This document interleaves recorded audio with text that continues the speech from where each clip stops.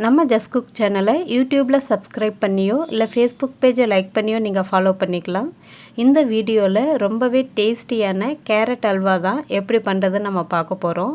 Sweets ரொம்பவே விரும்பி சாப்பிட்ற குழந்தைங்களுக்கு நார்மலாக நம்ம கடையில் வாங்கி கொடுக்காம இந்த மாதிரி கேரட்டில் நம்ம ஸ்வீட் பண்ணி தரும்போது ரொம்பவே டேஸ்டியாகவும் இருக்கும், ஹெல்த்தியான ஒன்றும் கூட. இப்போ என்னென்ன பொருட்கள் நமக்கு தேவைன்னு பார்க்கலாம். ஒரு 400 கிராம் கேரட்டை சுத்தம் பண்ணிவிட்டு இந்த மாதிரி நான் துருவி எடுத்து வச்சுருக்கேன்.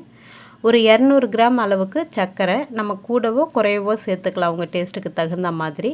ஒரு 200 ml அளவுக்கு பால். ஏலக்காய் அதோடைய விதையை மட்டும் பொடி பண்ணி எடுத்து வச்சுருக்கேன், ஒரு 4 ஏலக்காயோட விதை. இது முந்திரி பாதாம் நல்லா உடச்சிட்டு வச்சுருக்கேன் குட்டி குட்டியாக. 2 ஸ்பூன் கார்ன்ஃப்ளவர் எடுத்திருக்கேன்.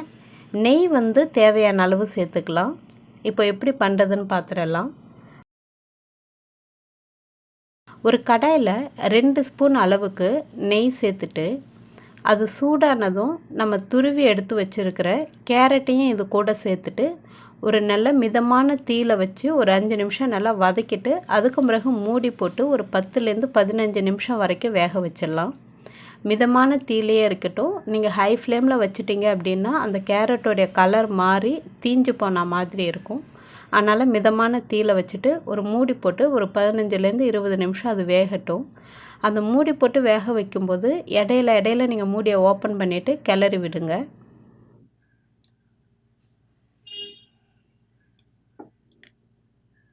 இப்போது இது ஒரு 15லேருந்து 20 நிமிஷம் வரைக்கும் நல்லா வெந்து வந்துருச்சு. அந்த கலர்லாம் நல்லா மாறி இருக்குது. நம்ம எடுத்து வச்சுருந்த பாலையும் இப்போ இது கூட சேர்த்து நல்லா கலந்து விட்டுடலாம். பால் சேர்த்து கலந்துட்டு இன்னொரு 20 நிமிஷம் நல்லா மூடி போட்டு நம்ம வேக வைக்க போகிறோம். திரும்பவும் அதே மாதிரி தான் அந்த 20 நிமிஷம் நீங்கள் மூடி போட்டு வேக வைக்கும்போது அப்பப்போ ஓப்பன் பண்ணி நல்லா கிளறி விடுங்க. அதே மாதிரி மிதமான தீயில இருக்கட்டும், ஹை ஃப்ளேமில் வைக்க வேண்டாம்.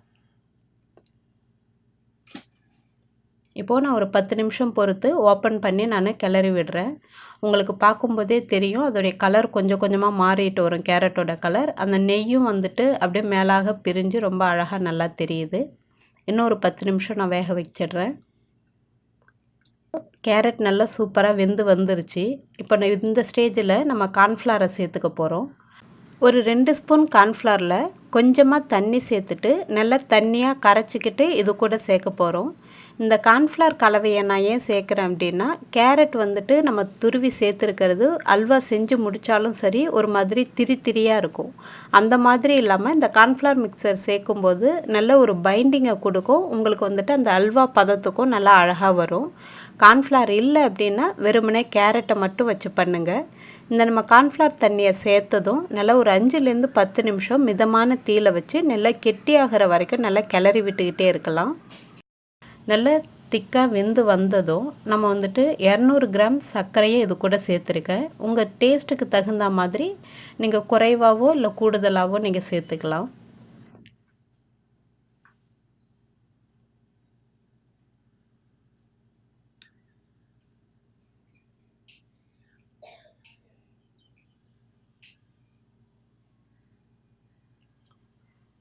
இது நல்லா சர்க்கரை சேர்த்துட்டு நல்லா கலர் மாறி வெந்து வர வரைக்கும் வெயிட் பண்ணலாம். நல்லா அதோடைய கலரும் மாறி வரணும், நல்லா மெல்ட் ஆகிடணும்.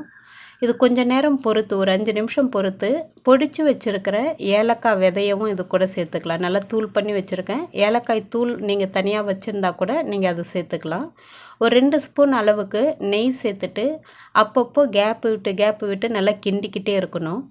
நீங்கள் இந்த மாதிரி எல்லா பொருட்களும் சேர்த்து முடித்த பிறகு அந்த அல்வா நமக்கு கிளறும்போது அந்த நம்ம கிண்ட அந்த கடாயோடே சேர்ந்து வரணும். உங்கள் கரண்டியோடே அந்த அல்வா சேர்ந்து வரணும்.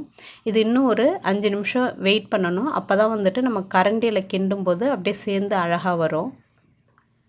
இப்போ பார்த்தீங்கன்னா உங்களுக்கு தெரியும் அந்த கடாயில் ஒட்டாமல் உங்களுக்கு அப்படியே அந்த கரண்டியோடையே சுற்றி வருது. இதுதான் கரெக்டான பதம். அந்த ஓரங்கள்லையும் நம்ம சேர்த்துருக்கிற நெய்யெல்லாம் பிரிஞ்சு அழகாக வரும். அந்த ஸ்டேஜில் நீங்கள் இந்த மாதிரி நம்ம பொடிச்சு வச்சுருக்கிற இல்லை சின்னதாக கட் பண்ணி வச்சுருக்கிற முந்திரி பாதாம் பருப்பையும் இது கூட சேர்த்துக்கலாம். நீங்கள் தேவைப்பட்டால் ஒரு ஸ்பூன் நெய்யில் கூட வறுத்துட்டு சேர்த்துக்கோங்க.